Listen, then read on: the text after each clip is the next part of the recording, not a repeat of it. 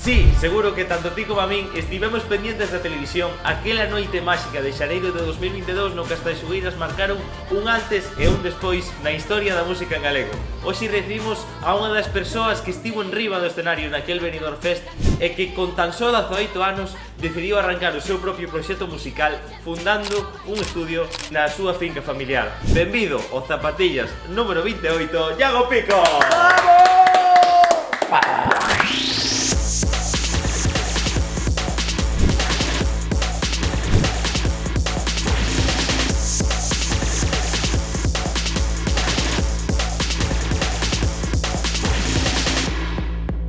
Moi boas a todos e benvidos a este episodio número 28 de Zapatillas. Hoxe estamos con Iago Pico, pero antes de empezar con o noso mellor invitado da historia, vamos a facer dos anuncios, Ni un y medio, dos anuncios. Efectivamente, porque hoxe o primeiro deles é que temos que decir que xa non somos nin 1000, somos 1100. Nas dúas redes principais que temos, que son TikTok e Instagram, estamos en 1100 seguidores. Moitas grazas. Espectacular, a verdade é que desde os últimos Zapatillas para aquí está sendo unha locura, temos que agradecer. E sobre todo dos de agora, os que veñen despois. Efectivamente. Despois, por qué? Por que está Porque estamos en medio dunha maratón, non o sabíades, pero estamos en medio dunha maratón. Como que non? Se anunciamos un jueves en Instagram. Si o sabíades, de feito estamos en medio dunha maratón de 3 episodios. Os 3 últimos episodios desta tempada de Zapatillas que se veñen nestas 3 próximas semanas para deixar cerrada esta parte e abrir un novo capítulo en setembro. Pero antes temos que disfrutar destes últimos 3 e hoxe, como non, co invitado estrela que temos, Iago, benvido a Zapatillas. Moitas gracias por traerme aquí e nada, con moitas ganas de contar moitos contos con vos. Efectivamente, que hoxe nada máis chegar aquí ao estudo sacou unhas cousas da mochila que a mí chamou a atención. As armas espectaculares e señas aí a cámara. Nada, estou disposto a todo. Esas zapatillas de Dragon Ball que desprenden carisma por todos lados. Hombre, que recordos.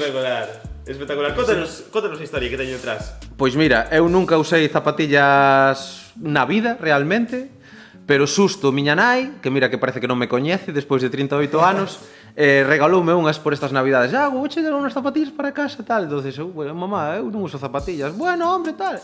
E mira ti por onde.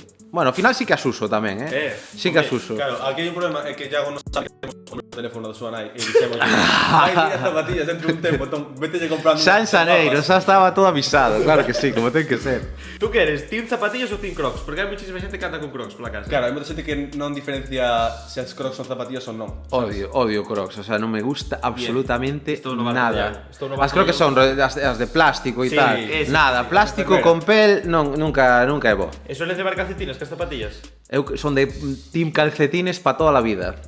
Sobre todo para dormir. Creo que Iago e eu estamos facendo o test este de compatibilidade, estamos dando 100% en todo. Efectivamente. Os calcetines para dormir podense convertir en unha adicción, Sí, nunha adicción e nun problema en según que circunstancias, porque queda como un pouco raro, tío.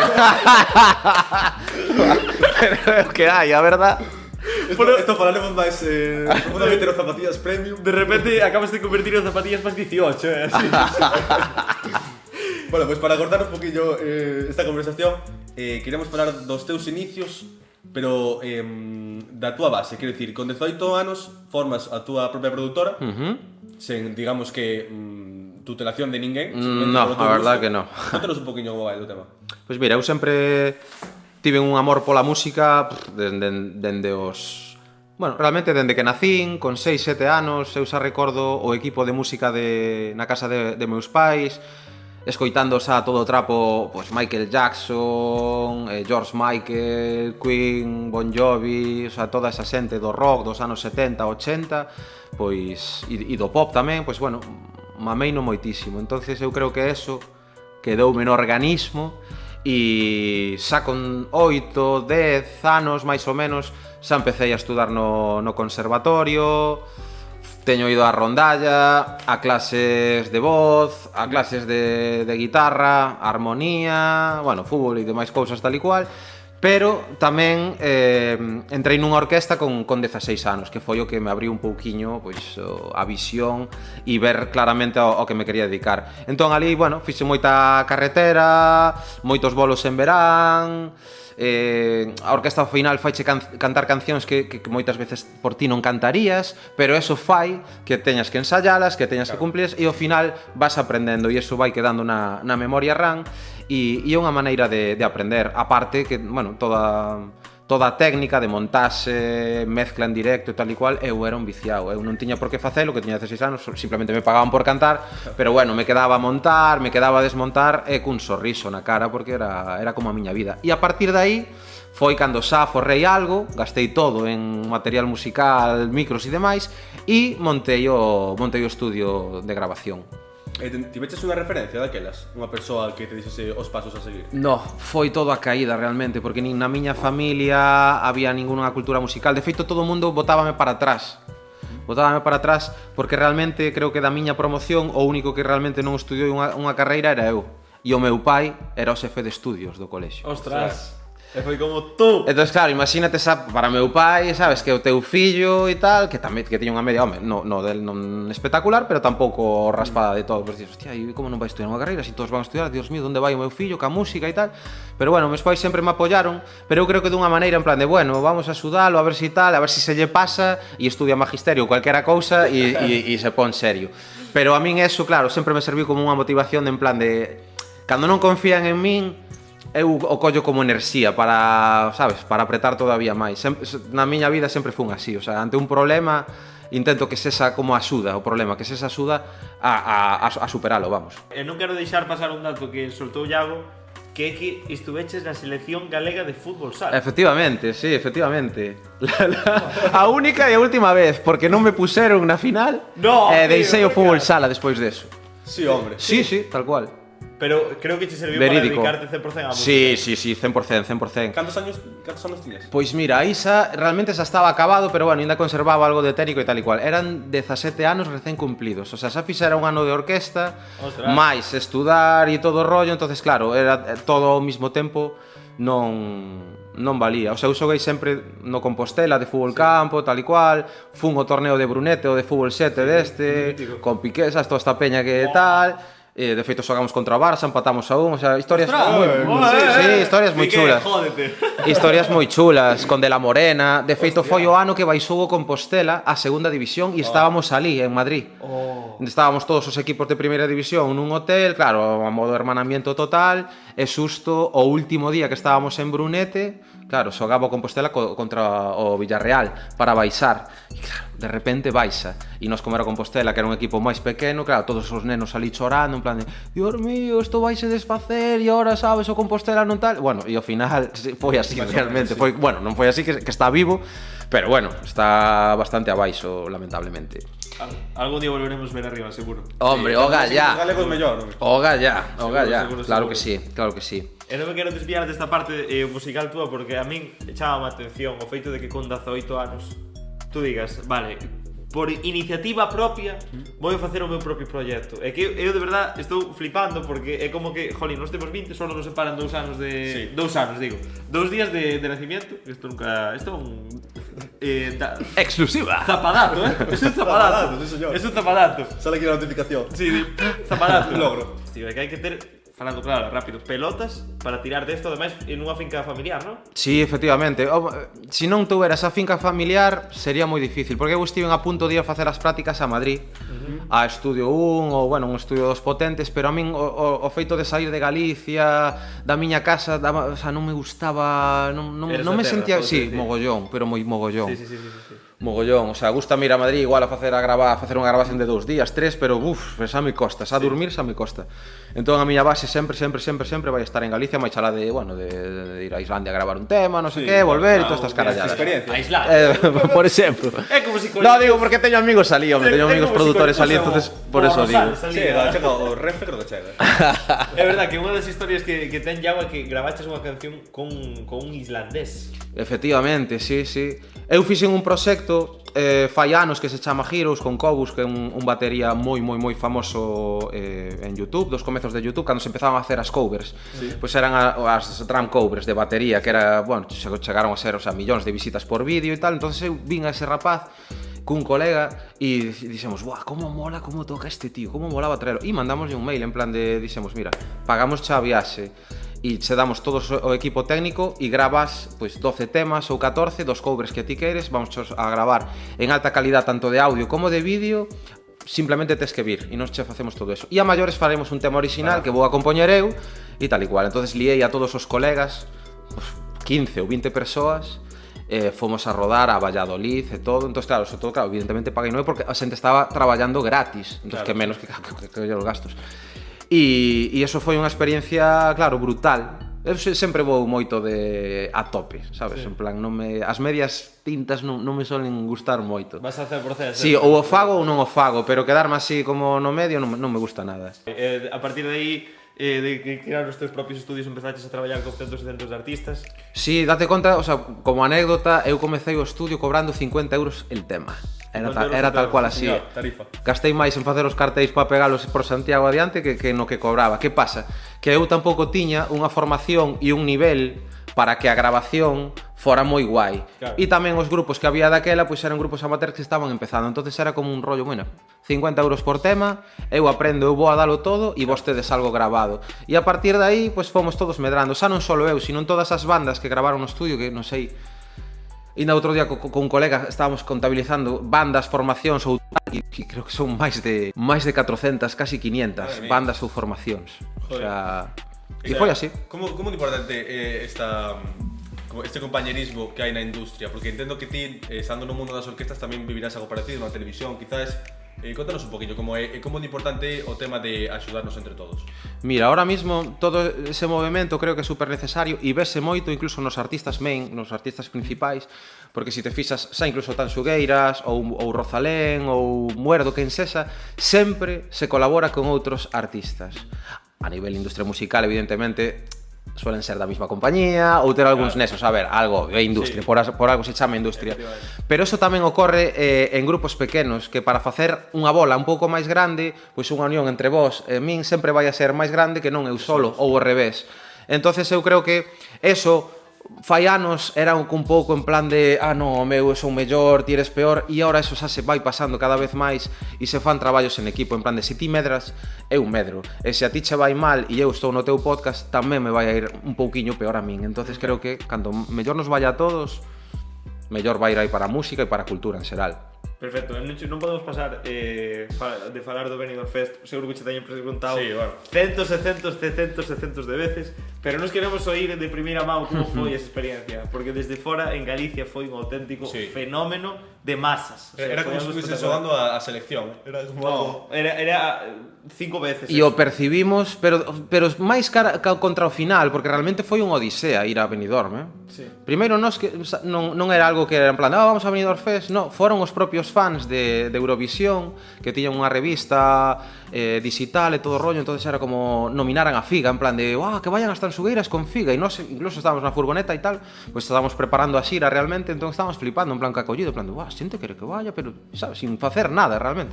Entonces, bueno, decidiron, pues vamos a presentarnos.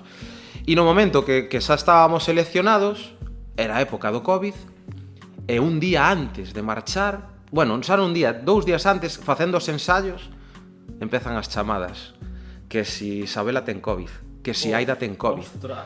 O Laia, que é a semelga de tal, claro, non dá tal, pero vai a dar mañán, porque está todo Dios tal. O bailarín, Artur, tamén, con COVID. Entonces, realmente, o primeiro día que chegamos a Eurovisión, chegamos Sabela e máis eu. Os dous. Nada máis. E incluso co rollo de decir, se hai que defender o rollo, vamos, non os dous, sabes, por facelo, o sea, era unha tensión increíble. E ali, no propio hotel, nos facían controles permanentes todos os días. Claro, entonces era como unha tensión de decir, Dios mío, tío, xa non vou a reaccionar con nadie, non vai a ser. Xa solo pola presión de, igual dou positivo e lle fastidio a actuación a elas. Claro. Ou elas mismas en plan de quedamos sin cantar. De feito, houbo Gonzalo Hermida, un dos concursantes, quedou sin participar polo COVID. E non sei como, pero dimos todos negativo a unhas horas para poder actuar. Señor. De feito, a semifinal quedou así un pouquiño máis, porque o Laia acababa de chegar ese día, un estrés tal non sei que, e fixemos a actuación casi sin ensayar, e non saiu de todo poderosa como debería ser. E despois, cando fora a final, que xa estábamos 2 días e xa estábamos ca moral a tope, aí creo que xa se notou, e creo que Galicia incluso, o sea, polo menos nos tamén o percibimos, sí que notamos todo o calor de toda Galicia empurrando e nos estábamos tocando ali, pero a dando todo, o sea, era como unha batalla, sabes? Non era xa nin... Era como la Champions, era como, mica, vamos! Queremos la Champions, la Copa e la Liga, lo queremos Todo, dimos todo. E sí que notamos moitísimo ese cariño. Os primeiros días no, porque era como medio tal, pero de repente, claro, como empezamos a ver as redes, comentario, bim, pam, o periódico, non sei que, nos chegaba información de todos os lados, as visitas de YouTube de tal, se disparaban en plan de...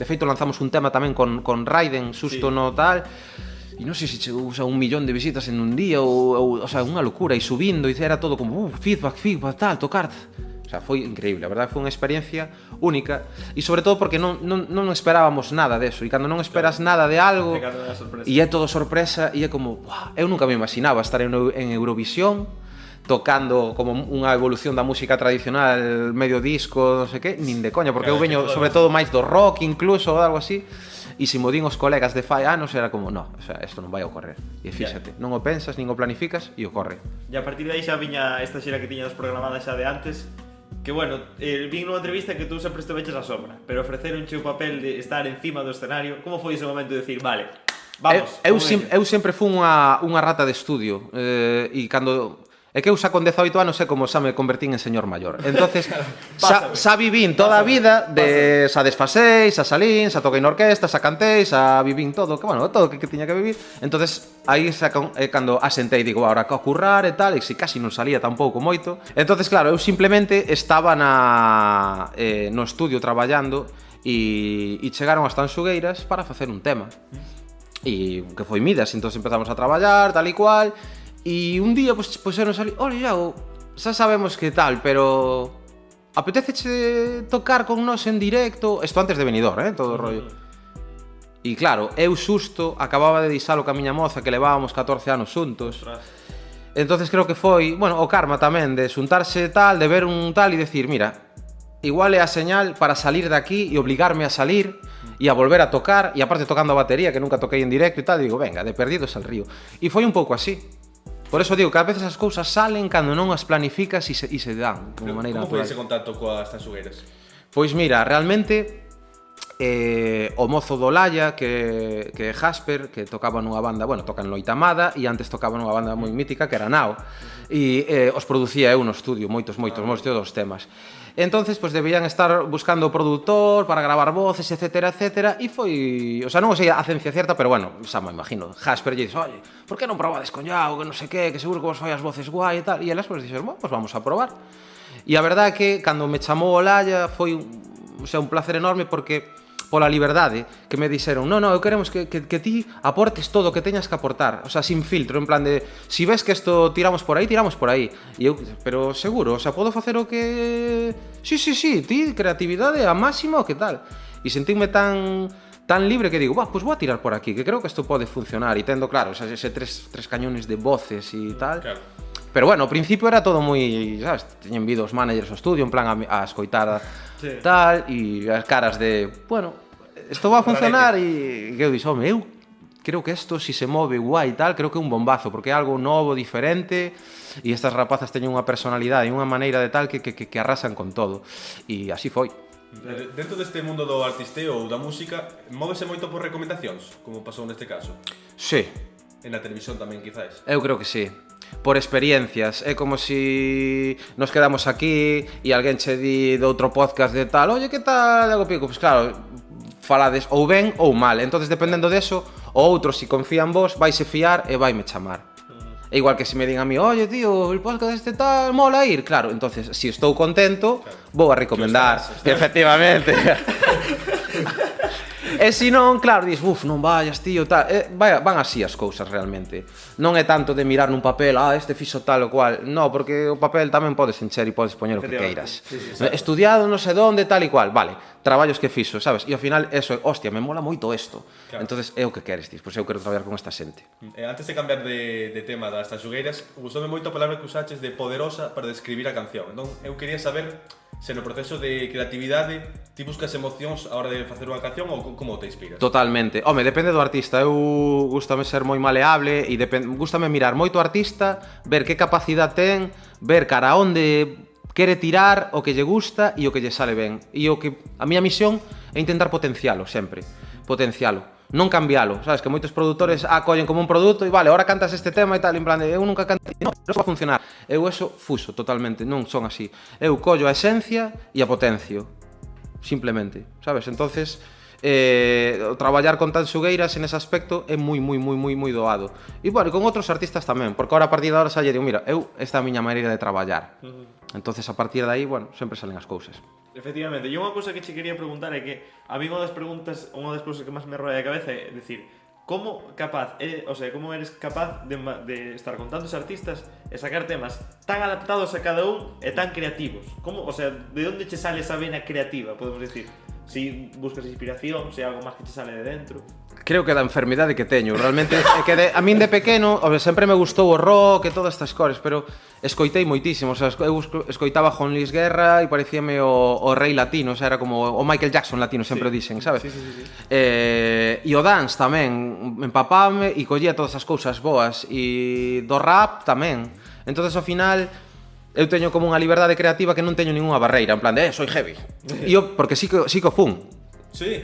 Totalmente. Cando era pequeno era como, sabes, es mi secta, sabes, por así decirlo. Entonces, claro, hai que ser duro, hai que no sé qué e tal, e todo ese tipo de cousas. É que o heavy é moi sectario, digamos, Que decir, as persoas que gustan quizás veno como algo que se está pagando, quizás, entón como que... Igual sí, o heavy cada vez vai menos, pero tamén se bota moito de menos o hermanamiento que hai entre os heavies e demais, e as charlas musicais que tes...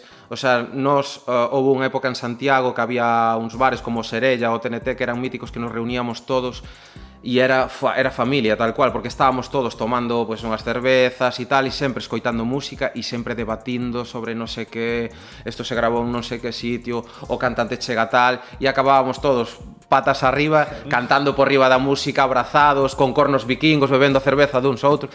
Temos feito a festa da praia, todos os heavies vestidos de bañador, e chamamos al Leroy Merlin cos camións de area, volcámola no bar, e podíase fumar e todo, incluso daquela, e todos fumando, descalzos en area, e o día seguinte, todos os que estaban no bar, axudando a recoller esa area, era moi especial, e había concertos, chegou a haber, non sei, 4 a semana, nun bar que cabían 70 personas.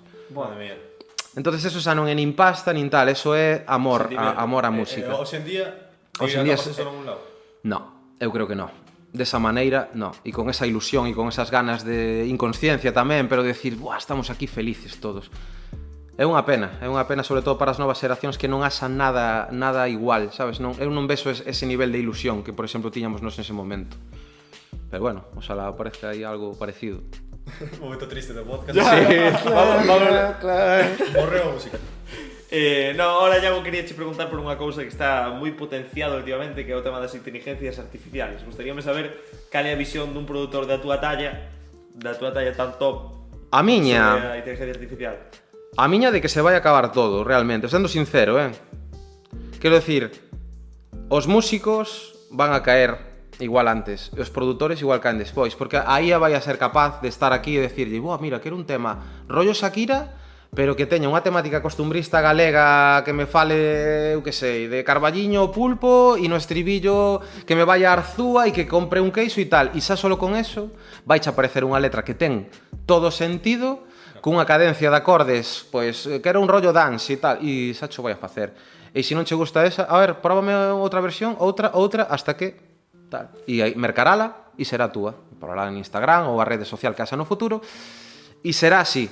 Que pasa? Logo, o traballo máis artesanal e máis tal, eso sempre vai a estar. É como McDonald's, sigue, pero unha boa hamburguesería que che fai o rollo custom sempre vai a estar aí. Evidentemente, unha máis poderosa e é unha multinacional que está millonaria, pero o outro que serán 2, 3 persoas máis os seus empleados, dalle para vivir, son felices e, oye, non se pode comparar unha cousa con outra. Pero ti que vives tan cerca da xente da música, non crees que o factor humano é moi importante, ainda que sexa psicolóxicamente, sabes? Eu penso, por exemplo, esta canción fixo un robot, eu non vou escoitar isto porque non é meu, sabes? Sí, pero se che vende así, se se vende que ti non o penses, porque ao final isto é unha industria que te intentan facer creer o que ti queres, non? Que ese é o problema. E ao final, sabes, se ti che vale e te montan unha película que ti, que guapo está isto, tal, non sei que, e logo che din, é unha IA, bueno, si entrouche eso e molouche, claro, logo, ahora non, sabes, bueno, é moi difícil. E contra a maquinaria de la industria e tal é moi difícil competir. Para rematar esta parte máis de entrevista, quero falar da grabación na que estás inmerso estes últimos días, a Liga dos Cantantes, que se vai emitir moi próximamente. Nada, contanos aí como está indo esta grabación da segunda temporada na que estás tú de forma consecutiva. Pois mira, ao principio tiña un pouco de medo porque a mí non me gusta moito repetir, o sea, ou cando eu sinto que estou repetindo ou algo así, síntome mal, o sea, eu necesito sempre como facer cousas novas. Porque non é, sabes, non é cuestión económica ou tal e cual, é cuestión de que sempre quero facer cousas novas. Non é, wow, estou aquí tranquilo, cumplo e tal. Non, prefiro sempre facer cousas. E é o medo que tiña de non, pois, repetir valoracións ou ser pesado sobre o mismo e tal, que moitas veces ao final acaba repetindo porque é o que ves, o sea, si falla isto, pois tes que dicilo. Pero bueno, é chegar ao primeiro programa e esas risas e non sei que e xa te sales das túas casillas.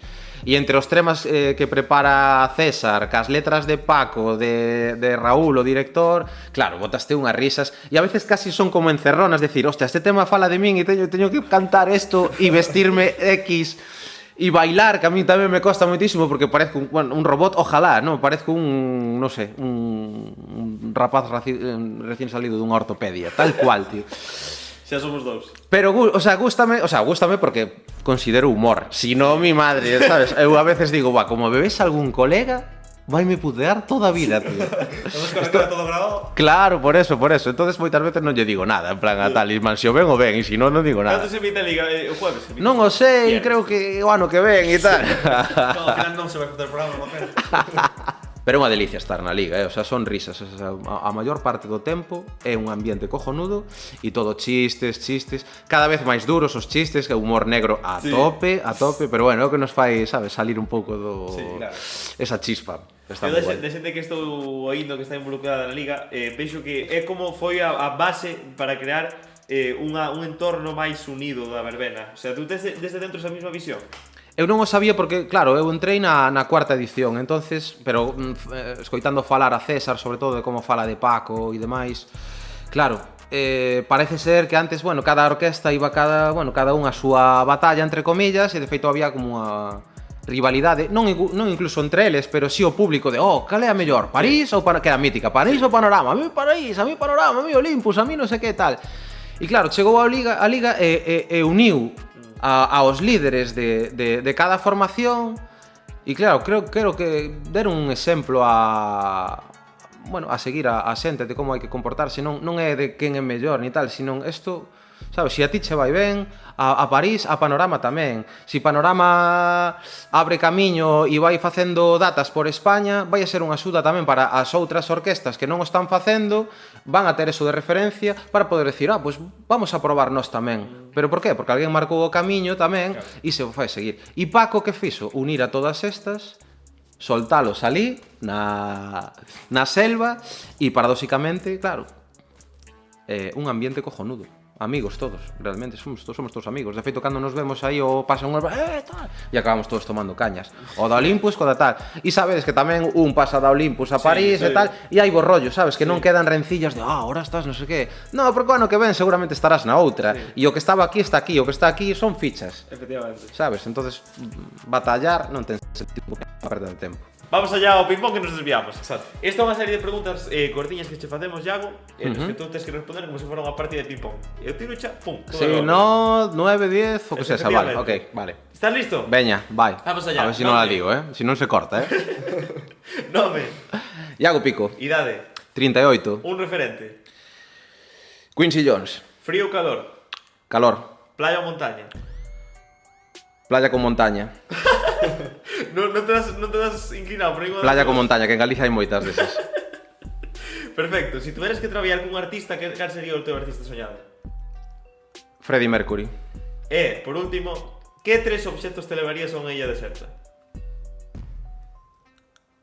Carajo. Aquí, ahora tal. Pro Tools, tarjeta de sonido e micrófono. Perfecto. E para rematar este ping-pong, Iago, cal é o contacto máis famoso que tes na xenda do teu móvil? Pois mira, non me sei nin o nome. un dianteiro da selección islandesa da Eurocopa esta mítica de Ostras! creo que La pode de- ser este. Sí, un moi guapo que sacou un single que lle fixen eu o máster e tal, pero non me acordo nin o nome, macho, porque foi fai 5 anos ou así. Retirouse fai 3 anos tamén. E vos de mandar aí logo cando ves a quen é, tío. Vamos a poñer aquí. 3, 2, 1. Ahí está. Perfecto, Iago, pues vamos allá. Sección estrella de zapatillas. Vamos allá con máis ou menos. Vamos allá con máis ou menos. Contra historia. Isto vamos a deixar. Vamos allá con máis ou menos deste zapatillas número 28, o antepenúltimo máis ou menos da segunda temporada de zapatillas. vida, Temos a María Sharapova, tenista con 673.000 búsquedas mensuais contra a palabra Jenga. Xogo este das pezas. Complicado. Aquí está complicado. Venga, Sharapova. Sí. Vou a tirar. Eu te voy a tirar por Sharapova. Efectivamente, vamos allá. 300.000 Bueno, tenis. de Jenga contra don Rafael Nadal. Vale. Rafael Nadal. Rafael Nadal, leyenda. Ahí Vale, está. ¿no? 1,5 millón, Millón y medio. Un Bien. millón y medio contra Magic Mushrooms, setas mágicas. Pero no Bueno, son, champiñón, son mágicas no sentido. Sí, sí, sí. Máis as setas ou menos que Rafa? Menos. Bien, 135.000 búsquedas mensuais. Vale. Fácil. As setas mágicas con 135.000 búsquedas contra Harry Potter. Harry Potter. Harry Potter, Vale, que ten 5 5 millóns millóns. de búsquedas redondas. Vale, ahora temos. Eu penso que non hai debate. Harry Potter con 5 millóns de búsquedas contra Uncharted 4. Non é a saga, que xa se especifica. Vale, Harry Potter. Eu tiraré tamén por aí. Sí. Uy, Dios. Uy. O destino. ¿No? Sí. No, Ah. 630.000 contra Tony Blair. Tony Blair. Que parece un británico. diputado, no, pon World Economic Forum. Uf, está complicada, A ver, para Tony Blair eu creo Tony que- Blair. Sí. Sí. Na súa época 2021. No, No, esto esto- está atorzado esto hoxe en está- día. esto Está Ah, hoxe en día. Ah, entonces no. Claro. É que xa Bueno, compara para que che sexa máis fácil. Creo que Sharapova tiña as mismas búsquedas que Uncharted. Que crees que estaría máis buscado, Sharapova ou Tony Blair? A día de hoxe... É que aí está o punto. A día de hoxe cae Tony Blair. Sí. Non sei se estivera de... ou non. Venga, vamos a confiar. Vamos a confiar, Venga. hay que confiar. Hay que confiar. Ahí está, vamos. acerto. Vamos allá. 165.000 contra a marca de unha tónica, ¿no? Schweppes. Tónica Schweppes. 165.000, O sea, unha marca. Cuidado. As marcas suelen ter Schweppes. bastante. Nacionais, a típica foto de Madrid. Claro, estou pensando en toda a historia de Schweppes cando tal, todo, e agora, claro, Schweppes fai tempo que non vexo nada de Schweppes, pero Schweppes, veña. Sí, xa non fan tanta publicidade. No, Empatados, pero empatados, pero acerta. Buah, Buah, macho. As Dios. mismas búsquedas, É que Dios. Schweppes... Me cagué. Uf, vale, entón, vamos allá coa seguinte. Schweppes con 165.000 contra Harvey Weinstein. Personaxe polémico, pode ter moitas búsquedas, Sí, pero hoxe en día, sí. Venga, Schweppes, vou a seguir con Schweppes. Bueno, Buah. 2.200.000. Mi Y madre así querida. está a mitad de tabla, Iago. Sí, cantos acertos foron? 7. 7 Schweppes, está ben. bueno. Está ben. Bueno, un poquito Está ben. decepcionante, Sí, la verdad que sí, tío. Sempre perdo, en xogos sempre perdo, tío. Son malísimo, tío. Pero para Bueno, todos esto os é para xogos, que tío, vexades que non facemos trampas. Efectivamente. Xa está. son malísimos. Efectivamente. Vamos allá con el segundo intento de este zapatillas número 28. Vamos con House of Cards Vale? Con Me- 1.830.000 búsquedas. Flipoume esa serie. contra palabra CrossFit.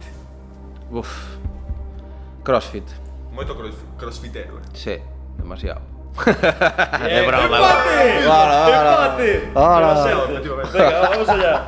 Contra Brave New World. Oh, Brave New World. A ver, 1.800.000. CrossFit. moito, Sí. Bien, Vale, 200.000 búsquedas. Venga, seguimos aí, ahora sí. Buah, está Vale. fácil. Yo juraría que Bueno, está fácil. 200.000 búsquedas contra Banco de China. A ver. Sí, a sí. nivel mundial, tío, chinos hay muchísimos. Hostia, ofrezco como bueno, tío. Claro, e esta búsqueda de Banco de China nos idiomas que Pero correspondientes, tal e cual. Non sei se é unha búsqueda a nivel Estados Unidos. Da igual, pero así, tío. Ah, vale. Bueno, pues Pero va si hai moito chino vivindo nos Estados Unidos. Veña, tamén. pues sí, tamén é certo, en todos os lados, o sea que Banco de China. Bien. Chinese Bank. ¡Empate otra vez! ¡Dios! Estamos en el límite. Vale, ahora tenemos Banco de China contra Malasia. 200.000 búsquedas. Malasia... Lugar turístico Sí. sempre tira, Veña, Malasia. Malaysia. Malaysia ten máis búsquedas, 1 millón de búsquedas. Está. Vamos contra Malasia, 1 millón de búsquedas, contra Luna Roja, no, Blood Moon, Luna de Sangre. Está... A ver, parecen 1 millón moitas, non? Sí, pero... Isto pode sorprender, pero eu, se me tuvera que xogar unha mão... Que podría ser o caso. Sí. Luna roja. Me cago en tal. Venga, Vamos, como all salga in, esto. all in, tío. Como salga isto, All in. 3, 2, 1... ¿Sí? No. Lógicamente no. Bueno. Pero ves, no me gusta quedarme no medio. Era para gañar ou perder, sabes, todo, tío. Se acertabas, sumabas 10 puntos. Xa. Buah, bueno. Pois hasta aquí chegamos. 4 acertos de Iago Pico, pero eu penso que son os 4 máis meritorios que vimos na Sí. nosa vida porque arriesgou todo polo todo. Pudo quedar de primeiro. No. Bueno, non o sei, pero bueno, home. A Bueno, veces Iago, menos e máis, efectivamente. Pois Iago, muchísimas gracias por estar aquí. Nada, tíos, gracias a vos estiven super cómodo como na casa e cando precisedes calquera cousa, botar uns contos, uns acordes, unha música, contade comigo, vale, para o que queirades. Perfecto, pues moitas gracias. Aparte, vamos a decir, porque hoxe tuvemos muchísimos problemas técnicos a Sí. hora de gravar. Iago aquí estuvo axudándonos, estuvo nos botando un cable, entonces Sí, exacto. muchísimas gracias por todo, Iago, de verdade, xa A non vos. só por vir, sino por estarnos aquí axudando. Entonces, nada, como sempre decimos, un me gusta, un like, vamos a Sempre deixar axuda. as redes sociais de Iago Pico aquí por abaixo Apoyade. todo o que fai este crack. E non vos perdedes o próximo Zapatillas número 29, xa non dentro de 2 semanas, sino cando? Dentro de unha e o seguinte dentro da outra. Espectacular. Espectacular. Ahí, estamos aí no sprint final, entonces queremos ver aí dándolle caña tanto aos Zapatillas como a Iago, vale? Maravela. Vémonos. Veña, vémonos.